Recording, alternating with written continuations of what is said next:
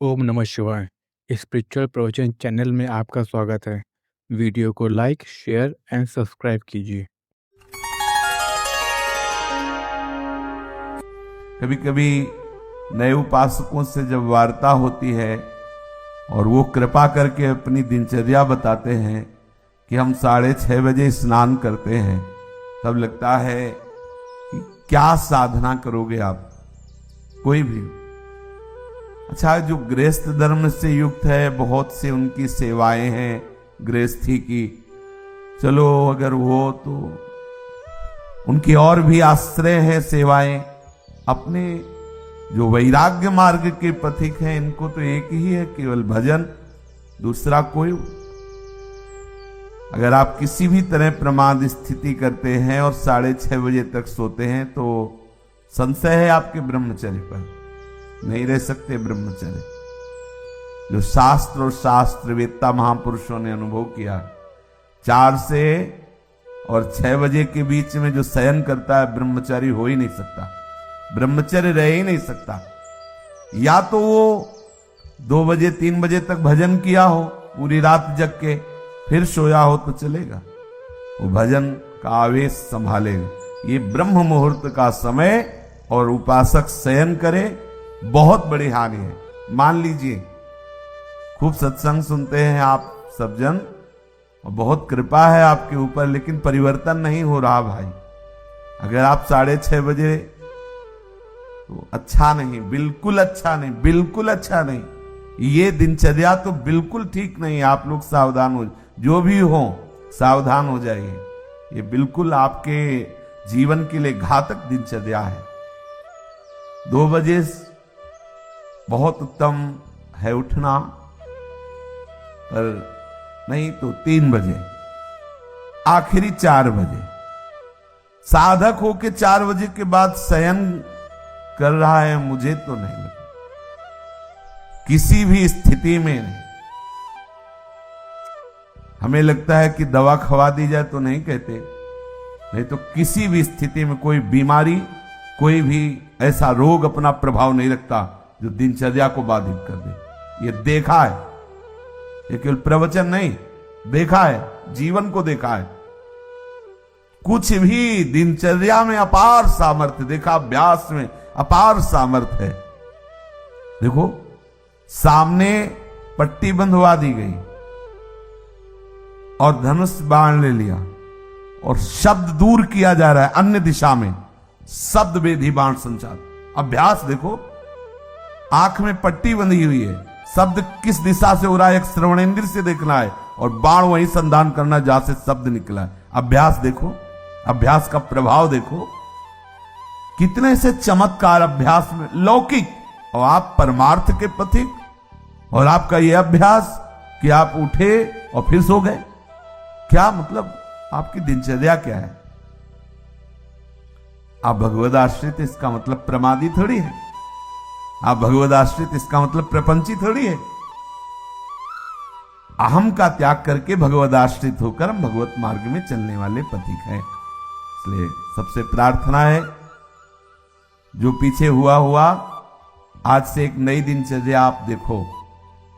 जो पूर्व की दिनचर्या ठीक है तो उसे लिखो, नहीं तो सुधार करके और स्वयं श्री जी के सामने वो दिनचर्या रखो। दिखाने की जरूरत नहीं है, बहुत बार देख लिए, बहुत बार रजिस्टरों में रखा हुआ है सब दिनचर्या। अभी आ जाएगी उठ के, 2 बजे उठे, 3 बजे ये, 4 बजे वो, 5 हो सकता है जिस दिन लिखो उस दिन 2 बजे उठ जाओ, कि आज उठे, पक्का उठे, सत्य कह रहे हो, 2 बजे लिख दिया। इससे काम नहीं चलना। आप अपने को खुद साक्षी करके प्रभु के सामने और नियमावली में बांधो। बिना नियम के प्रेम उत्पन्न नहीं होता। वो प्रेम की एक दशा है जो नेम को लय कर देती है। नियमावली में आपकी दिनचर्या सही होनी चाहिए, आपकी नियमावली ठीक होनी चाहिए। किसी भी संत के जीवन को आप देखिए,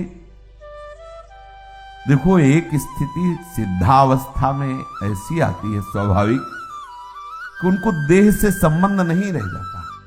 अब उनकी बात अलग, आपकी अवस्था और उनकी बीच सत्संग में हुक्का मांग करके परमहंस जी, रामकृष्ण परमहंस जी कभी पकोड़ा मांगते, कभी, अब उनका हम अनुसरण थोड़ी करेंगे इस बात में कि भाई धरो हुक्का, रुको और हम पी रहे। हम महापुरुषों का अनुसरण थोड़ी कर सकते हैं। महापुरुष किस दशा में, किस स्थिति में, उनके जो नियमावली उपदेश है, वो कहीं नहीं बोले उपदेश में कि हुक्का पियो, नहीं बोले। तो जो उपदेश बोले वो हमें आचरण में उतारने। हम क्या करते हैं, सीधे महापुरुष व्यास भरोसे कुंवर की, सीधे वो जो इस स्थिति में है ना, बस केवल इतना ही पकड़ते हैं, काहू के बल भजन को, इसलिए भजन नहीं करना, काहू के आचार, इसलिए आचार नहीं करना। मतलब जितेंद्रिय रात, पवित्रता और ये सब। क्या पवित्रता? गुरुजी ने कहा है थैली है मल की, क्या पवित्रता? हाँ, उसमें क्या सुना है नहीं प्रवचन में, आचार गए और जितेंद्रियता आदि नहीं।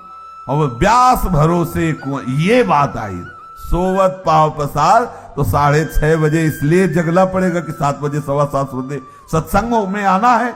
वो आ जाते हैं तो जल्दी जल्दी तिलक लग, जय गुरुदेव, जय महाराज, हाँ जय हो महाराज, वाह वाह वाह, हाँ क्या सत्संग में हो रहा है भाई। बहुत जीवन कीमती है।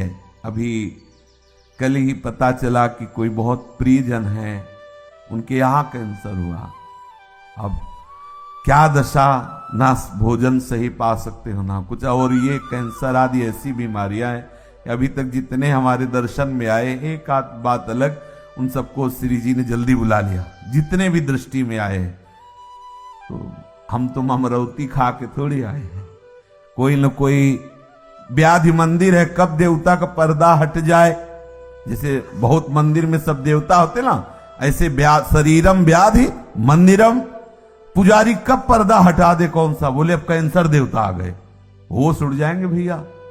देखो तुम्हें अभी रिपोर्ट में बता दी जाए तुम्हारी किडनी खराब थी, देखो क्या होता है तुम्हारा।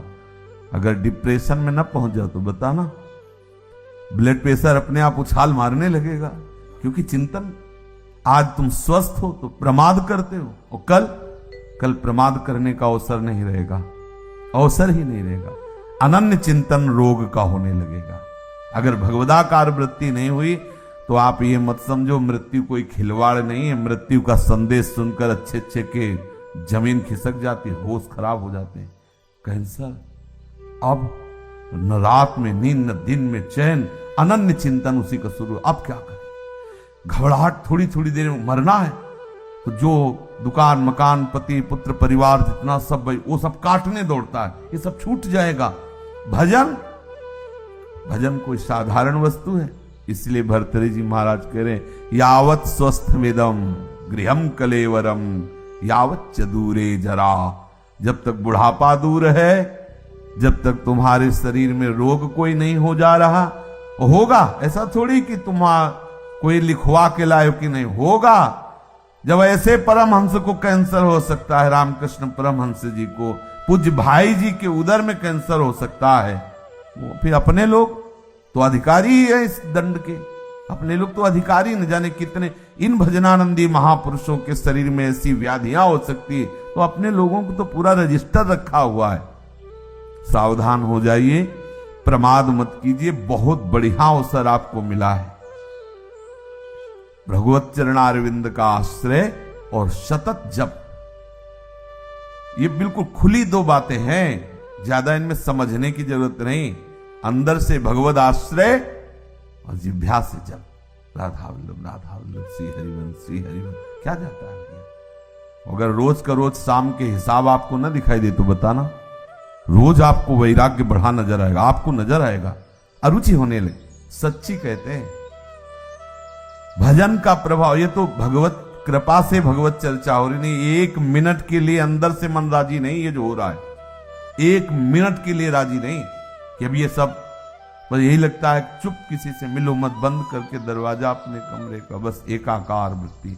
कब शरीर किस दशा को पहुंच जाए, बेकार काहे को बहिर्मुखता में फैल रहे, शांत। इसका फल है सदाकार वृत्ति में डूबना। वो आपको बढ़िया अवसर मिला है, कोई जिम्मेवारी नहीं। देखो आप सत्संग सुन रहे हो, आप नाम जप कर सकते हो, नाम में ध्यान लगाए हुए श्रवणेन्द्रिय से सुनो। देखो बढ़िया आपकी समाधि अवस्था जारी। सत्संग क्या है? एक समाधि अवस्था में डुबोने का बहुत बढ़िया मान लो 1 घंटा 1.5 घंटा चर्चा हो रही, श्रवणेन्द्रिय के लिए कहीं अन्य जाने की जगह नहीं, और अंदर से आप नामाकार वृत्ति, मंत्राकार वृत्ति, बड़ा आनंद का विषय है। अगर हम भजन छोड़ दिए, बाह्य में ही समय व्यतीत किए, तो बाह्यकरण से आप सेवाएं करते रहो, बाह्यकरण से दिनचर्या करते रहो, अंतःकरण विषय चिंतन कर रहा है, तो आनंद बाह्यकरण को होना है कि अंतःकरण को? समझना, जरा सूक्ष्मता से समझना, परिवर्तन किसका होना है? अंतःकरण का। बाह्यकरण का तो देखो 2 मिनट में परिवर्तन सब, लेकिन अंतःकरण का परिवर्तन चिंतन से होता है, भजन से होता है। बड़े बड़े हम संत महापुरुषों के समीप रहने वालों को देखा है, अंतर में भजन नहीं तो दीपक तले अंधेला पाया गया है, दीपक तले अंधेला पाया। बहुत अच्छी बात समझ, बहुत घुस के तमाशा देखा है, अंतर और बाहर। भजन नहीं तो बड़े बड़े भजनानंदी महापुरुषों के समीप रहने वाले बड़ा प्रपंच का नाटक देखा गया। वो महापुरुष तो आनंदित रहते हैं, क्योंकि उनके लिए तो एक ऐसी स्थिति है प्राप्त हो गई जहां प्रपंच का स्पर्श नहीं है, और उनके प्रभाव से बाहरी व्यवहार सामग्रियों की खूब बहुतायत होती है, तो नीचे भजन का मतलब नहीं रह जाता कि भजन क्या है, बस वो सम्मान और विषय आदि का सेवन। क्योंकि महापुरुषों का प्रभाव सम्मान दिलाता है, महापुरुषों का प्रताप वो वस्तुएं जो विषय संबंधी सेवन में आती, अच्छी से अच्छी वस्तुएं, होता क्या है, अंतःकरण मलिन हो जाता है। इतने बड़े महापुरुष के समीप रहते हुए अंतःकरण और इतना मलिन हो जाता है को महापुरुषों पर भी अपराध कर बैठता है। जिनके प्रताप से पोषित होता है वो वही अपराध कर बैठता है। इसलिए प्रधान बात है, अंतर में आपका साधन चलना चाहिए, अंतःकरण आपका भगवत चिंतन में रहे। खुली बात समझ लीजिए, बाह्यकरण से बाह्य पवित्रता होती है, अंतःकरण से अंतःकरण की पवित्रता होती है। बाह्यकरण और अंतःकरण दोनों भागवतिक हो जाए तो स्वभाव का परिवर्तन हो जाता है, स्वभाव का परिवर्तन होता है तो स्वरूप का अनुभव हो जाता है।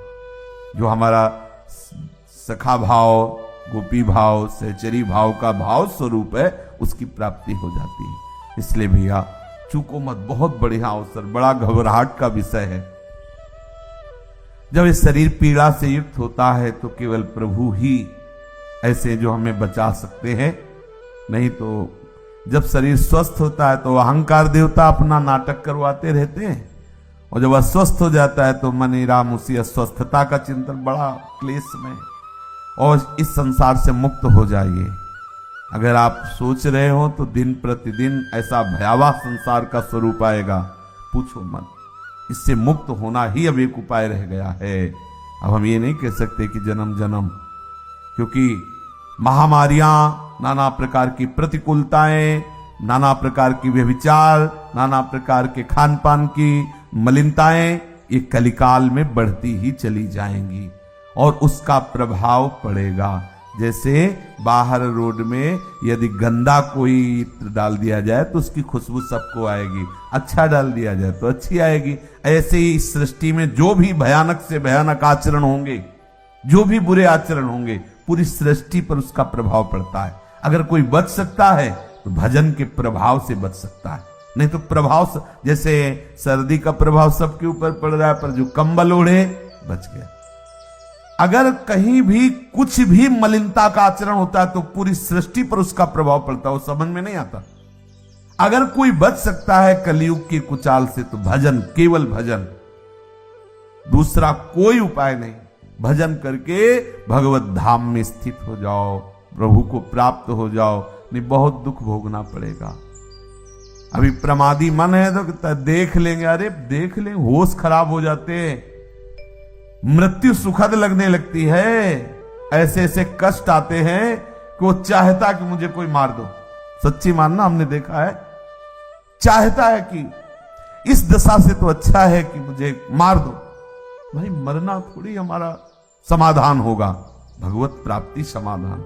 इसलिए बेचैन हो जाओ भगवत प्राप्ति के लिए। प्रेम की चलो बड़ी ऊंची बात है, लेकिन इतना तो रख लो कि अब प्रभु मुक्त करो इस नरक से, ये नाना प्रकार के क्लेशों से। कितने बंधे इस शरीर में। अरे आप देखो, ज्ञान की बातें चाहे जितनी करो, जब इसकी रिपोर्ट आती है ना तो एक बार चेहरा गिर जाता है किसी का भी हो। जब हाथ में बताई जाती है रिपोर्ट की ये है, एक बार ऐसे क्रिटेनाइन और पोटेशियम, अब डायलिसिस शुरू होगा। हाँ एक बार तो फिर वो अरे हम कोई शरीर है क्या, वो जब चिंतन, तब फिर आनंद की अच्छे अच्छे को। एक बार जब प्रलंबासुर ले गया ना बलराम जी को, तो एक बार वो भी उदास हो गए थे, फिर उनको स्वरूप को फिर घुसा मारा। तो ऐसे साधक प्रहार करता है, अरे किसी भी विकार पर, अरे नहीं नहीं हम तो प्रभु के आश्रित है, प्रभु के दास है। पर इतना प्रहार करने लायक बन जाओ, आपकी ऐसी मनोवृत्ति भगवदाकार हो कि आप प्रहार कर सको। इसलिए भाई सावधान रहो। ये सुबह 6:30 बजे तक सोना ये ठीक नहीं। आप सो करके सोने को गवा रहे हैं। ये सोने का समय है, सोने का, स्वर्ण का। और क्या बोले, सोने का समय गुरु जी का, खूब सो आनंद से। ऐसा नहीं, ये स्वर्ण समय है, ब्रह्म मुहूर्त खूब ना। हमारे लिए तो हर क्षण ब्रह्म मुहूर्त है। ये तो केवल एक दिनचर्या की लेकर नहीं, हर समय हमारा ब्रह्म मुहूर्त है। हम प्रभु में लगे हुए हैं, इसलिए हर समय प्रेम में प्रभु का चिंतन हो रहा है। हर समय हमारे लिए महामंगल में महापावन है। देखो आप सबसे प्रार्थना है, बहुत सोच समझ के दिनचर्या बनाएं, और जो दिनचर्या बनाए 10-12 वर्ष उसमें कोई विक्षेप नहीं होना चाहिए। आज गए 5 घंटे यमुना के किनारे बैठ गए, 5 दिन गए ही नहीं। ये रसिकों की दिनचर्या नहीं, ये वृंदावन की उपासना में दिनचर्या एक आपकी नियमावली। या तो आप ऐसी स्थिति में कि 5 दिन आपको शरीर शुद्ध नहीं रही तो कोई बात नहीं, दिनचर्या का फल मिल गया। आपकी दिनचर्या एक ऐसी होनी चाहिए जो बने तो कम से कम 10-12 वर्ष तो एक रस चलना चाहिए। आज ये कल वो, फिर परसों बदल गया, फिर अलग दिनचर्याएं रजिस्टर में लिखी रखी रह गई और हमारी कुछ और ही दिनचर्या चल रही। भाई ऐसा मत कीजिए। भगवत मार्ग के पथिक, चाहे आप गृहस्थ हो विरक्त हो, बहुत सोच समझ कर दिनचर्या बनाइए। आप 10 मिनट यदि भजन में बैठते हैं तो ठीक टाइम पर बैठिए और बहुत काल तक वो समय भजन में दीजिए। कि हम 10 मिनट बैठते हैं तो हम 10-12 वर्ष तक 9 मिनट नहीं होने देंगे, 10 मिनट तो बैठेंगे ही, और हमें मिलेगा तो हम माया से खींचकर और समय बढ़ाते घटने नहीं देंगे। ये दिनचर्या का भाव होता है अपने मन को बांधना। दिनचर्या का मतलब होता है हम अपने मन को संपूर्ण समय के द्वारा इष्ट में फांस रहे, बांध रहे। इस समय ये, इस समय ये, इस समय ये, और उसको नियम पूर्वक बांधना। कभी परिक्रमा चल रही तो कभी कुछ, कभी कुछ, कभी सब बंद, कमरे में पड़े शयन कर, ऐसी नहीं। एक आपके आहार की, विहार की दिनचर्या होनी चाहिए। बहुत अच्छा आहार मिल जाए तो भी एक संयमित, जो आपने आहार नियम लिया उससे ज्यादा नहीं होना चाहिए। ना मिले उस समय के बाद, आपको सच्ची बताए, यदि आपकी दिनचर्या सही है तो समय के बाद आहार करने की इच्छा ही खत्म हो जाती है। अगर आपका समय कि इस समय से इस समय तक आप प्रसाद लेते हैं, अगर नहीं मिले तो उसका चिंतन खत्म, उसकी इच्छा ही खत्म। अब अगले टाइम जब पाते हैं तब फिर आए। बहुत बड़ा नियम में बल होता है। बिना घड़ी के अपने आप नेत्र खुल जाना, दोबारा आलस्य ना आना, शरीर में एक नई स्फूर्ति। अभ्यास में बहुत बड़ी ताकत होती है। अपने लोगों का अभ्यास ही दृढ़ नहीं हो रहा है, नियमावली ही ठीक से नहीं बन रही। दिनचर्या में पता होना चाहिए, ये इस समय तो सत्संग में मिलेंगे, इस समय वो परिक्रमा में होंगे, इस समय वो जप में बैठे होंगे, उनका समय है जप का। इस समय तो मौन होंगे, वो बोलेंगे नहीं। साधु की दिनचर्या होती। हमारी क्या दिनचर्या है, इस पर ध्यान दीजिए। एक बार आप ही दिनचर्या बना लीजिए और उसे 10-12 वर्ष तक चलाइए। ये अतेरे दिनचर्या बदलिएगा नहीं। माना भागवतिक है, लेकिन इससे मन संयमित नहीं होगा, इससे मन एक रस में नहीं आएगा, और एक रस नहीं हुआ तो फिर जीवत्व बाधा पहुंचाता रहेगा। ये जो जीवत्व है, काम क्रोध लोभ आदि, ये सब फिर परेशान करते रहे, प्रमाद स्थितियां आती रहेंगी। एक रस में बहुत बड़ा बल। जब बुखार और ये सब परेशानियां शरीर में आती तो भी दिनचर्या बाधित नहीं होती। जो अच्छे साधक होते हैं, जिस समय स्नान उसी समय स्नान, जिस समय अपने आप इतना सामर्थ्य होती है। कहीं भी चमत्कार प्रकट हुआ है तो एक जो दिनचर्या पकड़ी गई, दिनचर्या देखो। पूज्य श्री सनातन जी वयोवृद्ध हो गए हैं, परिक्रमा को रोज जाते हैं गिरिराज जी की। गिरिराज जी को पीड़ा होती है उनकी परिक्रमा से कि इतने वयोवृद्ध नंगे पैर। और प्रकट हुए श्री लालजू महाराज ठाकुर जी, वो कह रहे हैं कि बाबा अब तुम परिक्रमा मत आया करो, हमारे लिए ही तो सब करते हो, हम बहुत प्रसन्न हैं। वहीं वृंदावन में आप भजन करो। हाँ ठीक है। तो दूसरे दिन फिर पहुंच गए। बोले बाबा मना किया। बोले प्रभु रह नहीं पाते। ये दिनचर्या क्या करती, आपका अभ्यास ऐसा दृढ़ करती कि इष्ट मना कर रहा है लेकिन रह नहीं पाते। परिणाम क्या हुआ, आज भी उनकी दिनचर्या ने हमको एक बहुत बड़ी सिद्धि दे दी। आज भी आप दर्शन कर सकते हो राधा दामोदर में बंसी का, लकुट का, श्री चरण का, गाय के खुर का चिन्ह हो, गिरिराज जी की शिला आज भी हो। सनातन जी की एक नियमावली ने आज हम सब भक्तों को दुर्लभ वस्तु है, दुर्लभ वस्तु है। भगवत चरणारविंद के चिन्ह, लकुट के चिन्ह, बंसी के चिन्ह, गाय के खुर के चिन्ह प्रभु ने स्वयं दे और बोले इस शिला की परिक्रमा कर लेना। ये 4 परिक्रमा का आपको 4 परिक्रमा कर लो तो परिक्रमा गिरिराज जी की पूरी हो गई। नियमावली 24 घंटे में ऐसी सहज दिनचर्या आप अपनी खुद बना लीजिए जो आप बहुत काल तक निर्वाह कर सके। यमुना तट अगर हमारा जाना हुआ तो यमुना तट, बहुत मन हुआ तो नागरीदास जी करें गोवर्धन गिरिराज जी, और बैठो राधा को देखा है, अनुभव किया है, एक अलौकिक मतलब आकर्षण राधा कुंड में देखा है। सुबह सुबह जैसे चुपचाप कभी गए हैं और एकदम बैठ गए तो एक अलौकिक आकर्षण, एक दिव्य आकर्षण, एक भजन में एक दिव्य उन्माद। आसपास बड़े बड़े भजनानंदी महात्मा रहते हैं और श्री जी का वो नित्य स्थल राधा कुंड संपूर्ण ब्रज महिमा में। पर कहीं कहीं प्रभु विशेष अपनी लीला प्रकाशित किए।